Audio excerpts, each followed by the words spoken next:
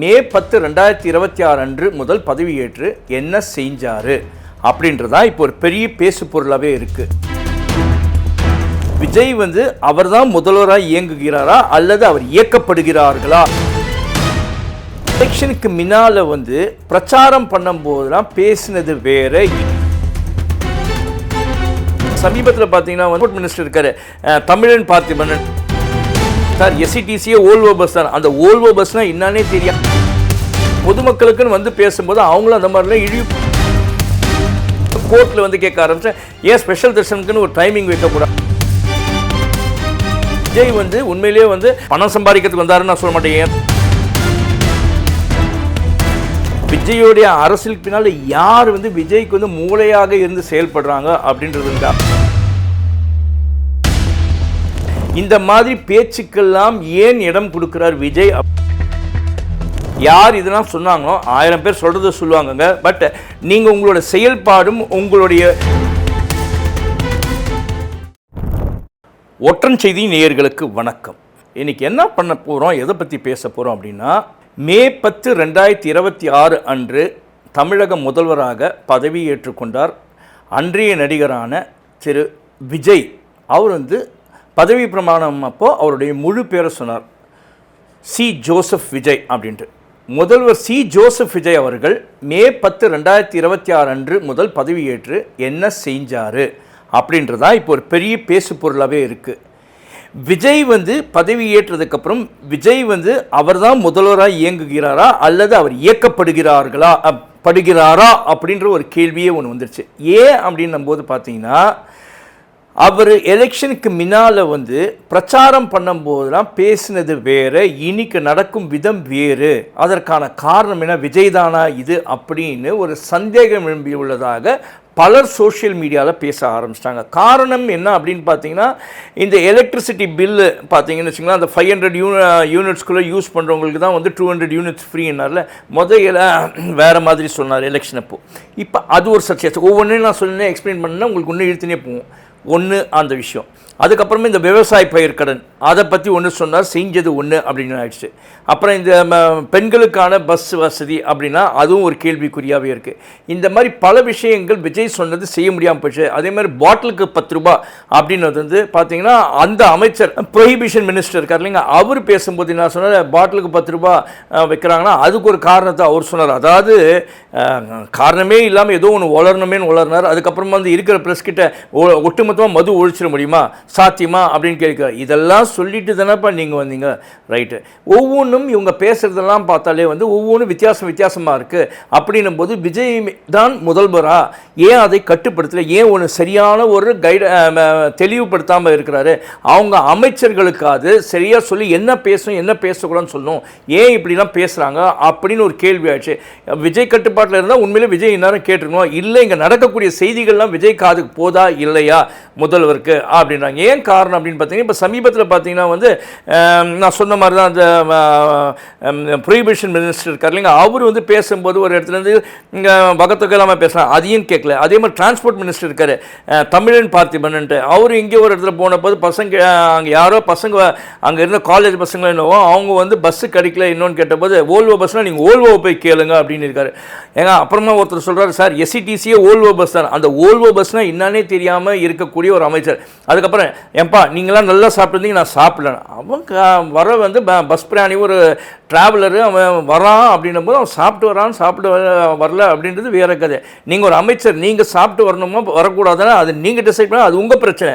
ஆனால் நீங்கள் பொதுமக்களுக்குன்னு பேசும்போது அவங்களும் அந்த மாதிரிலாம் இழிவுபடுத்தி பேசவே கூடாது. இது ஒரு இது. அப்புறமா பார்த்தீங்கன்னு வச்சுங்களேன், நம்ம ரமேஷ் இருக்கார்ல மினிஸ்டர் HRNCE, அதாவது Hindu religious and endowment board, அவங்க போன போது அவர் திருச்செந்தூர் கோயில் போயிருக்கார். போன போது அங்கே அவரோட அசிஸ்டன்ட் கிட்ட லஞ்சம் கேட்டிருக்காங்க, உள்ள சீக்கிரமாக தரிசனம் பார்க்கணுன்னா அப்படின்னா அது ஒரு பெரிய சர்ச்சையாக இருக்குது. அது சம்மந்தமாக பார்த்தீங்கன்னா கோர்ட்டில் கேட்க ஆரம்பித்தேன், ஏன் ஸ்பெஷல் தரிசனத்துக்குன்னு ஒரு டைமிங் வைக்கக்கூடாதா அப்படின்ற அளவுக்கு ஒரு கேள்வி வந்திருக்கு. இதை எல்லாமே விஜய் உண்மையிலேயே அவர் ஒரு பணம் பணம் சம்பாதிக்கிறதுக்கு வந்தாருன்னு நான் சொல்ல மாட்டேன். ஏன்னா அவர் வந்து தேவையான பணத்தை வந்து அவர் நடிப்பு துறையிலே நல்லா சம்பாதிச்சிட்டார். ரைட், அது விட்டுருங்க. அவர் வந்து இதை மக்களுக்கு நல்லது செய்யணும்னு நினைச்சாரா, இல்லை அந்த பதவி மீது ஆசைப்பட்டு வந்தார், ஒரு முதல்வர் அப்படின்ற ஒரு பதவியில் இருக்கணும்னு வந்தாருன்றது அது அவருக்கு தான் வெளிச்சம். அது ரைட், விட்டுருங்க. ஆனால் வந்தவர் வந்து செய்யக்கூடிய வேலைகளை ஒழுங்காக செஞ்சுருக்கணும். ஆனால் ஏன் செய்யலை, ஏன் இதை சரியான வழி நடத்தலை அப்படின்றத ஒரு கேள்வி. இதில் நிறைய சர்ச்சையாக பேசக்கூடிய பேச்சு என்ன அப்படின்னு பார்த்தா, விஜயோடைய கண்ட்ரோல்லே வந்து தமிழக அரசு இல்லை, அங்கே உள்ளே இருக்க அமைச்சர்களையும் எம்எல்ஏக்களையும் ஆட்டி வைப்பது ஆதவ் அர்ஜுனா அப்படின்னு ஒரு பேச்சு வருது. ஏன் அப்படின்னா, எங்கேயாவது எதனா மீடியாவை மீட் பண்ணால் விஜய் மீட் பண்ணுறது இல்லை, ஆனால் இவர் தான் வந்து எதனா ஒன்று பேசிடுறாரு. அதே மாதிரி அலைன்ஸ் விஷயத்துலையும் இவர் தான் பேசினார் அப்படின்னு சொன்னாங்க. ரைட். அப்புறம் ஏஐடிஎம்கேல இருக்கக்கூடிய ஆட்கள் சிலர் வந்து முதல்ல வந்து அந்த ரெண்டாக பிரிஞ்சு விஜய்க்கு ஆதரவு தெரிவித்ததுக்கான காரணமே வந்து ஆதவ் அர்ஜுனா தான். ஏன்னா அவங்களுடைய மாமியார் லீமா ரோஸ் இருக்காங்களே, மார்டின் லாட்ரி அவங்க ஒய்ஃபு, அவங்க வந்து சாண்டிகோ மார்டின் ஒய்ஃப் வந்து அவங்க தான் இதில் வந்து மீடியேட் பண்ணி ஏடிஎம்கேல பிரிச்சுட்டு போனாங்க. இதில் வந்து ஃபுல் கேமும் வந்து நம்ம ஆதவ் அர்ஜுனா தான் அப்படின்னு சொன்னாங்க. ரைட். அதுக்கப்புறம் அது இல்லை, அவங்க அங்கே போயிட்டாங்க. ஆனால் அஇஅதிமுக அந்த வேலுமணி கோஷ்டியில் இருந்த 4 பேர் ரிசைன் பண்ணிவிட்டு அதில் 3 பேர் இது எம்எல்ஏவே ரிசைன் பண்ணிட்டாங்க. 4 பேர், அதில் 3 பேர் வந்து தாவேக்கால போய் சேர்ந்துட்டாங்க. இப்போ என்ன பேச்சு வருது அப்படின்னா, இந்த 4 பேருக்கும் ஒரு பெரிய தொகையாக கொடுக்கப்பட்டிருக்குது. தாவேக்கா மீன்ஸில் அதாவது வந்து தாவேக்காலேருந்து போயிருக்கணும். தாவேக்காலேருந்து கொடுக்கக்கூடிய செல்வந்தர் யார் அப்படின்னு பார்த்தீங்கன்னா, நோ டவுட் நம்ம ஆதவ் அர்ஜுனா தான். இது வந்து நம்ம சொல்ல, இந்த மாதிரி தகவல்களெல்லாம் தான் வருது, புரியுதுங்களா? இதெல்லாம் வந்து இப்படி போகும்போது அப்போ என்ன சொல்கிறாங்கன்னா, அவங்களுக்கு ஒரு பெரிய அமௌண்ட்டாக கொடுத்துருக்காங்க. அவங்க வந்து எலெக்ஷனுக்கே வந்து சிலர் 40 கோடி 50 கோடின்னு செலவு பண்ணியிருக்காங்க. அந்த எலெக்ஷன் காசுக்கு மேலே அவர் கொடுத்துட்டு நீங்கள் ரிசைன் பண்ணுங்கள், நாங்கள் அங்கே வந்து எலெக்ஷனில் வேறு யாரையாவது கூட நிற்க வச்சுப்போம், ஏன்னா எங்களுக்கு மெஜாரிட்டி தேவை அப்படின்னு சொல்லிட்டு ஆதவ் சைட்லேருந்து அவங்களுக்கு ரிக்வெஸ்ட் வச்சதா சொல்லப்படுது, புரியுதா? அதனால் இப்போ இந்த 3 பேர் ஜெயிச்சிட்டா அவங்களுக்கு வந்து 106 இருக்கிறது, இன்னும் ஒரு 3 பேர் இருந்தால் 4 பேர் வந்துட்டாங்கன்னா 110 பேர் ஆகிடுறாங்க. அப்புறம் இன்னொரு 8 பேருக்கு தேவைப்படுது அப்படின்னா இப்போ அலைன்ஸில் இருக்காங்க, அதனால் அது போயிட்டு இருக்கு. ஆனால் என்றைக்குமே அலைன்ஸில் பிரச்சனை வருமோ அப்படின்ற ஒரு காரணத்தினால மீண்டும் இன்னும் சில எம்எல்ஏக்கள் ரிசைன் பண்ணலாம். தாவேக்காவை தவிர்த்து வேறு கட்சியில் இருக்கவங்க எம்எல்ஏக்கள் ரிசைன் பண்ணலாம். அவங்களுக்கு பெரிதாக அமௌண்ட் கொடுக்கப்பட்டு அவங்க ரிசைன் பண்ணதுக்கப்புறம் அவங்களுக்கே அந்த கட்சியில் சீட்டு கொடுக்கப்படலாம், இல்லைன்னா வேறு யாருக்கும் ஃப்ரெஷர்ஸ்க்கு யாருக்கும் கொடுக்கலாம். அதனால் இவங்களுக்கு காம்பன்சேட் பண்ணுற அளவுக்கு பணம் கொடுக்குற மாதிரி பேச்சு நிறைய சமூக வலைதளங்களில் போயிட்டுருக்கு.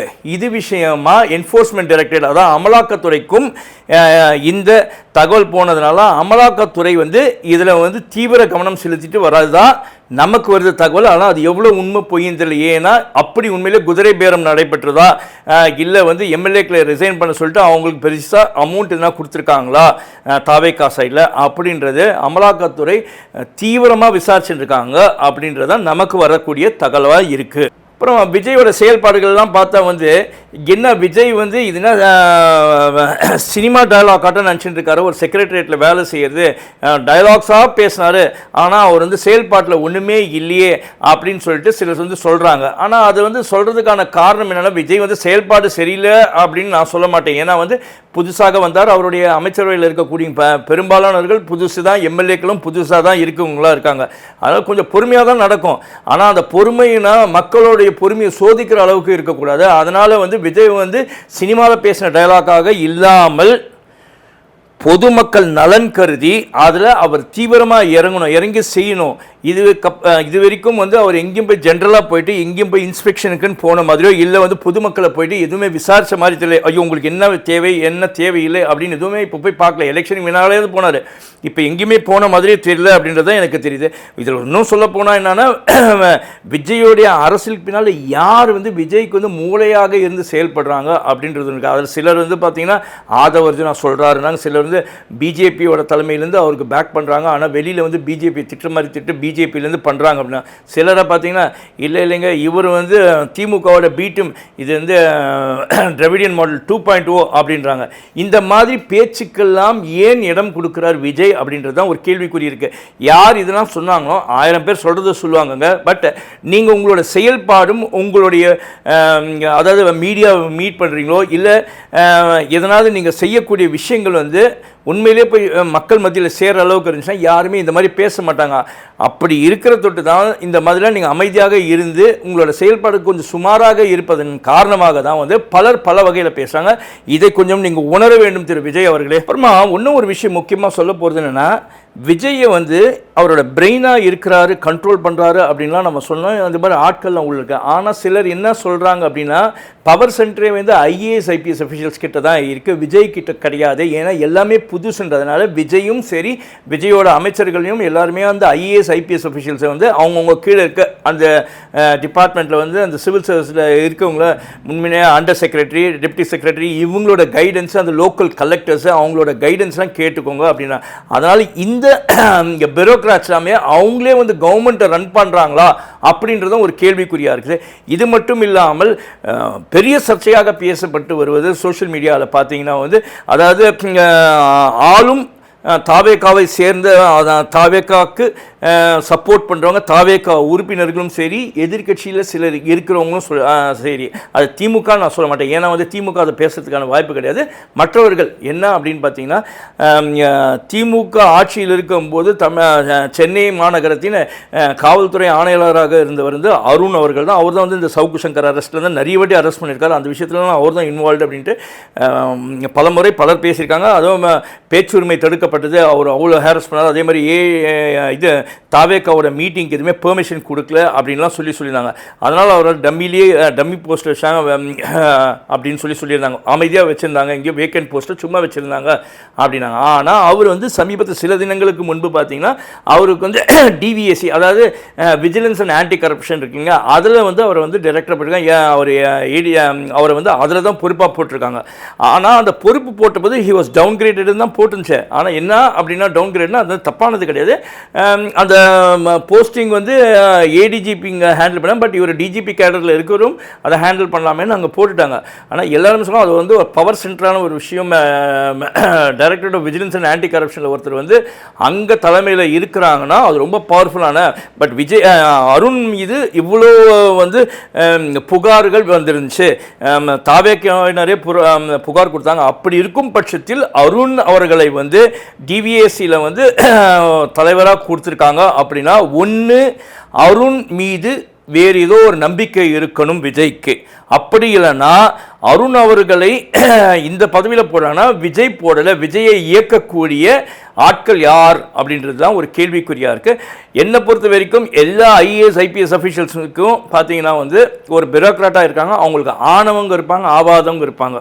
அதனால் ஆணவங்க அவரை வந்து நல்லதான் புகழ்வாங்க, ஆபாதவங்க அவர் வந்து குறை சொல்லுவாங்க. சிலர் தான் வந்து தவறான விஷயத்தில் போய் மாட்டிக்கக்கூடிய. பட் இப்போ சமீபத்தில் பார்த்தீங்கன்னா கூட அருண் அவர்களை வந்து கோர்ட்டுக்கு ஹைகோர்ட்லேருந்து ஒருத்தர் வந்து சம்மன் இஷ்யூ பண்ணுறதுக்கு வந்து ரொம்ப நேரம் வெயிட் பண்ண வச்சுட்டு, காலையில் ரொம்ப நேரம் வெயிட் பண்ண வச்சதா அதுக்கப்புறமா தான் வந்து சம்மனை வாங்கினாங்க அப்படின்னா, அந்த ஆர்டர் போய் நேராக அங்கே வந்து கோர்ட்டில் சொல்லியிருக்காரு, இந்த மாதிரி என்னை வந்து ரொம்ப நேரம் வெயிட் பண்ண வச்சுட்டாங்க அப்படின்னு சொன்னேன்.